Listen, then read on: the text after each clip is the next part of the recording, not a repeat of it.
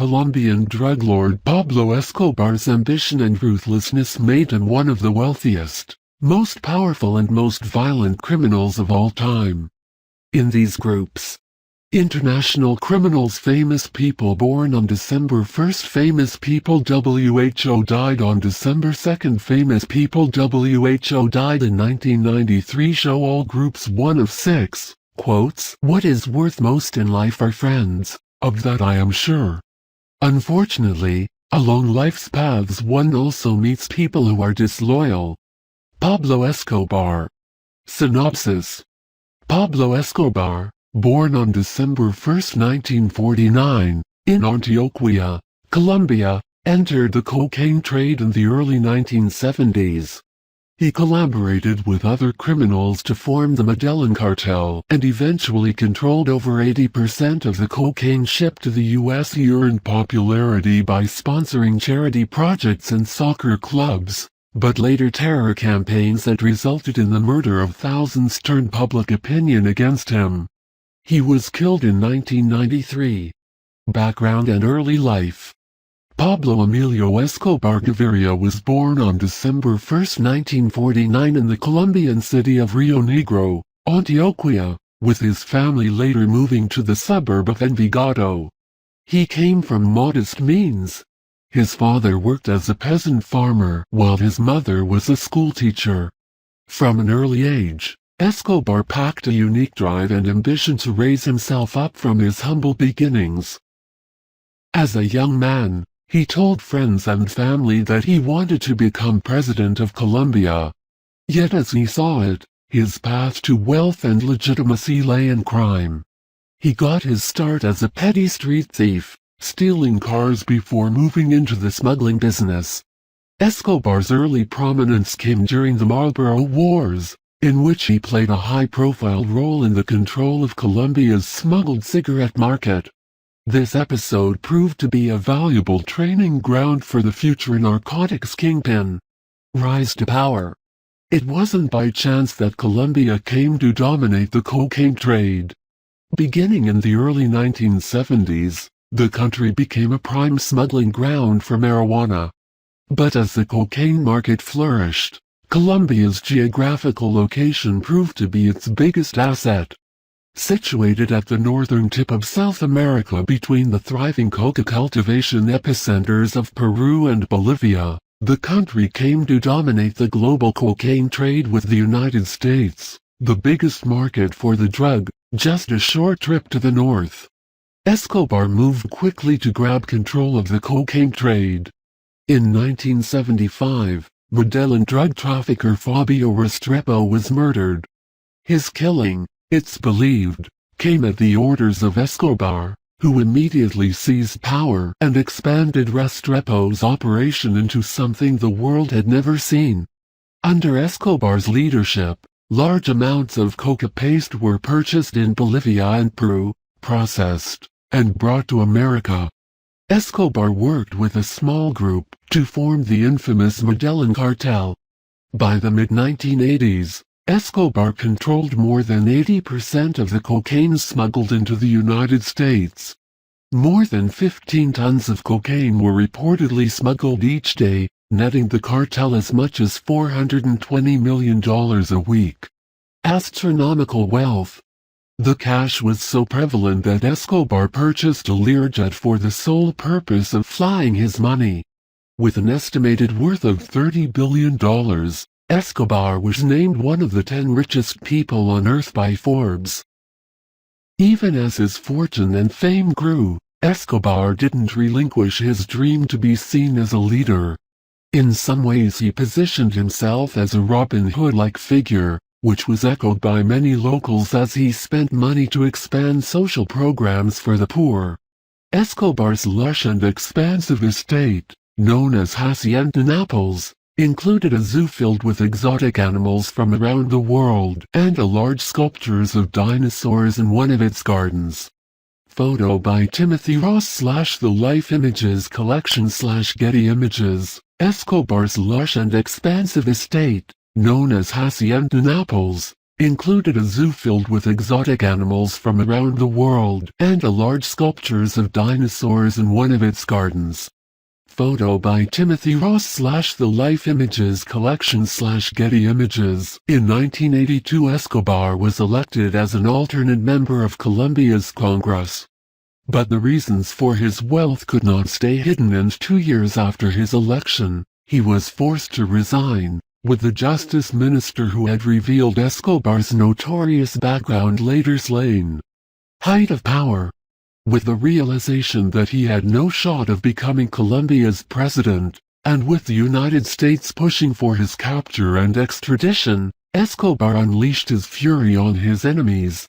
Using terror, Escobar tried to influence Colombian politics towards a no-extradition clause and to grant amnesty to drug barons in exchange for giving up the trade. His terror campaign resulted in the killings of thousands of people, including politicians, civil servants, journalists and ordinary citizens. The violence claimed the lives of 3 Colombian presidential candidates, an attorney general, scores of judges and more than 1,000 police officers. In addition, Escobar was implicated as the mastermind behind the bombing of a Colombian jetliner in 1989 that killed more than 100 people, including 2 American citizens. Escobar's terror eventually turned public opinion against him and caused a breakup of the alliance of drug traffickers. Surrender and escape. In June 1991, Escobar surrendered to the Colombian government of President César Gaviria. In return, the threat of extradition was lifted and Escobar was allowed to build his own luxury prison called La Catedral, which was guarded by men he handpicked from among his employees. The prison lived up to its name and came complete with a casino, spa and nightclub.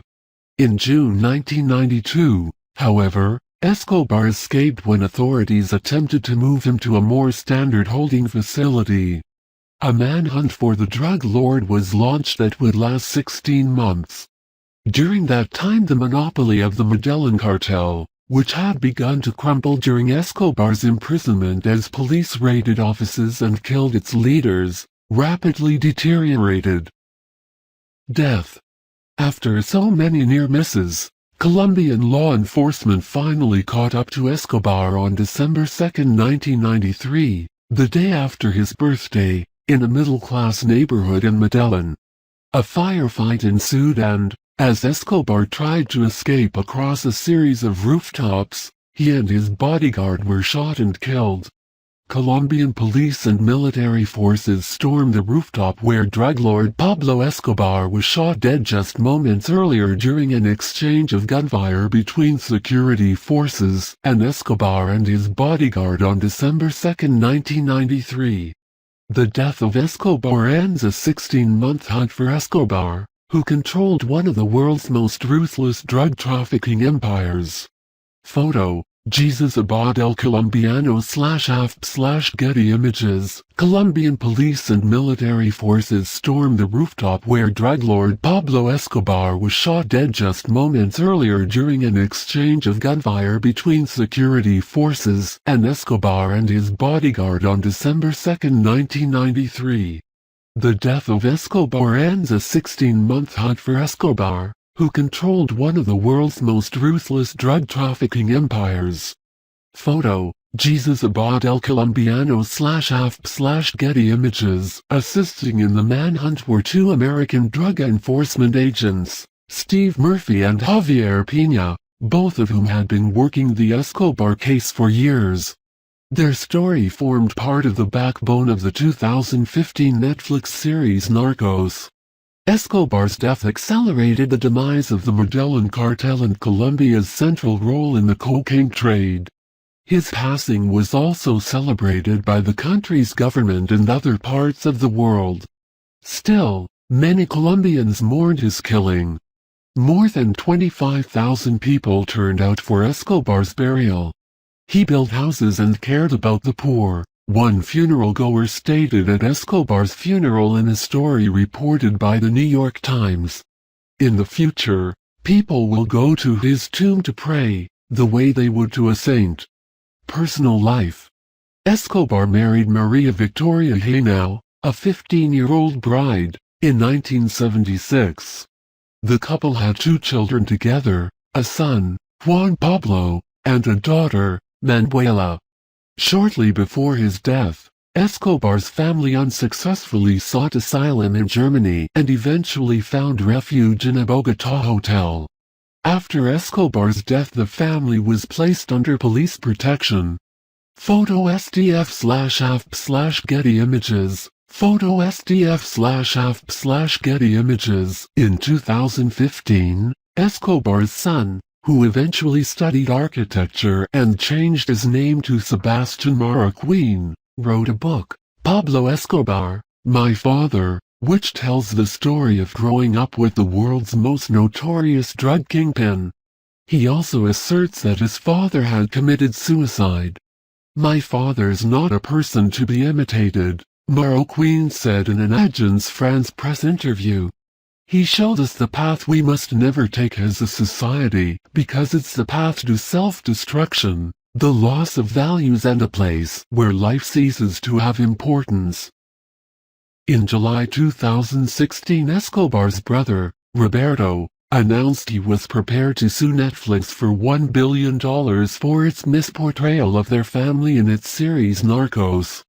Roberto is Pablo's accountant for his drug gang in real life, but in the show, the accountant is depicted as a non-family member who turns out to be a CIA agent. Roberto is demanding a right to review the second season's story and getting properly compensated.